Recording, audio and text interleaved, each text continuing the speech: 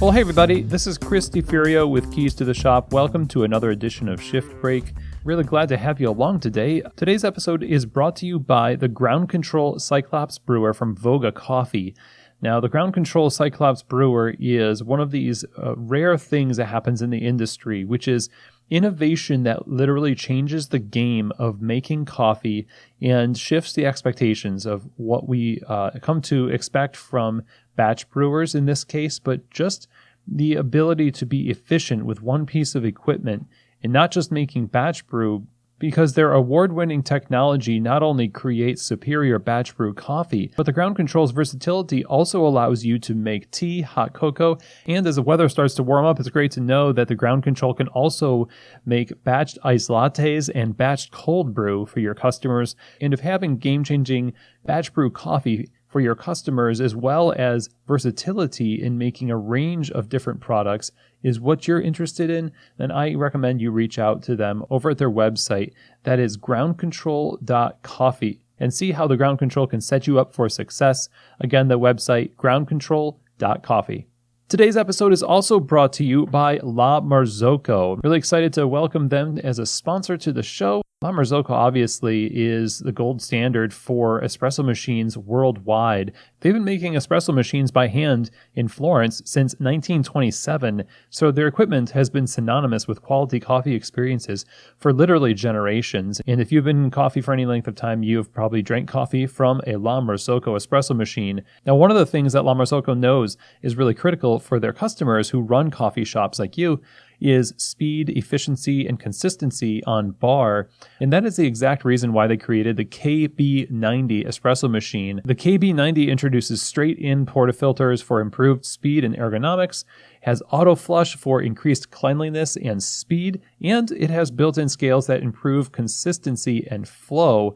Again, these are things that we know and they know are critical for running a great bar shift, especially during a rush. In fact, they created a whole competition called Crush the Rush that highlighted these areas, and that's where they introduced this machine. So obviously, La Marzocco, an amazing company. This machine is taking the industry by storm. La Marzocco is always available to help coffee entrepreneurs like you get the best equipment for your shops. Contact one of their sales directors by emailing info@lamarzocousa.com, and you should also definitely check out their website over at lamarzocousa.com. Okay, everybody. Well, today I wanted to talk to you about a topic that I hear from clients and from professionals all the time, and it is about job descriptions. But specifically, I wanted to talk to you about owners' job descriptions.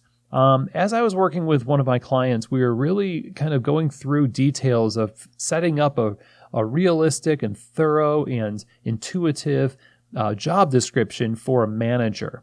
Both baristas and managers. And this is something I find myself doing again for many clients. But one of the things that struck me about this process is that it seems pretty one-sided. We find ourselves talking about job descriptions for other people quite often.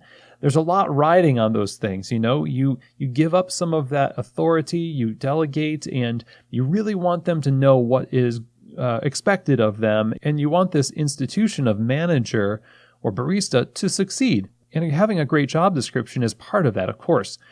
But then what you're left with is the assumption that you know what to do with your time now. Well, here's the thing.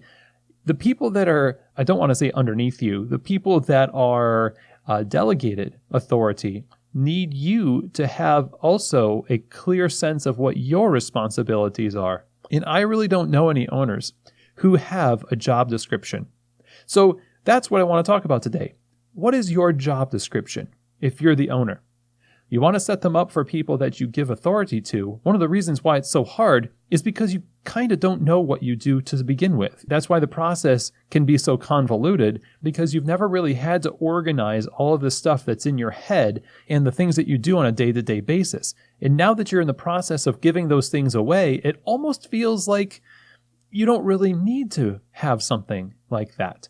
But your staff rely on your support, consistent support, and resourcing. As we talked on the show before, they rely on you to be a presence of care and, again, support, setting up systems to find solutions for problems that are inevitably going to come up in the business. And that is something that requires a job description. You need to sit down and think about what you do on a daily basis now that you've got other people doing things that you used to do on a daily basis. So your manager does the scheduling, your manager does the ordering and inventory, etc., right? It leaves you with what? So your task is think about what you do on a daily basis now, and then think about what your staff need from you on a daily basis. The way you do this is by creating a schedule for yourself that has some pretty standard weekly tasks that relate to supporting your people and not just relating to other administrative tasks that you have to do, which there is scaling the business, there is taxes, there are, meeting with vendors or finding new vendors. But for the most part, those things remain in your head, but not really in a job description. And I think just for anybody else, we assume that a job description is a really important clarifying tool. It's also the same for you as the owner. But I would challenge you now to sit down and pretend as though you are writing the job description for a manager, but write it for yourself. It doesn't have to be super long. It can be just one page. Distill it down to some major categories and then break those categories down into practicalities. If you say, my job is to support the managers, be specific. How do you tangibly and repeatedly support the managers? If your job is to, look after the systems of the cafe, break it down specifically. In what ways do you do that? We can satisfy ourselves by writing down broad categories and say, well, I'm just overseeing. Overseeing is good, but doing is better.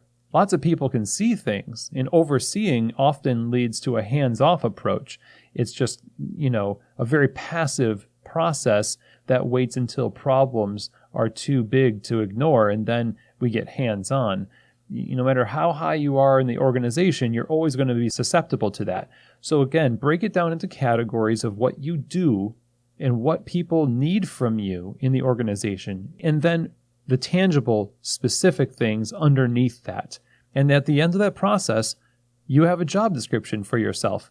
And you'll also have a lot more clarity about how you can approach your job as the owner. And it is a job. You're not really getting rid of work. You're just transferring work to someone else to take on different work yourself.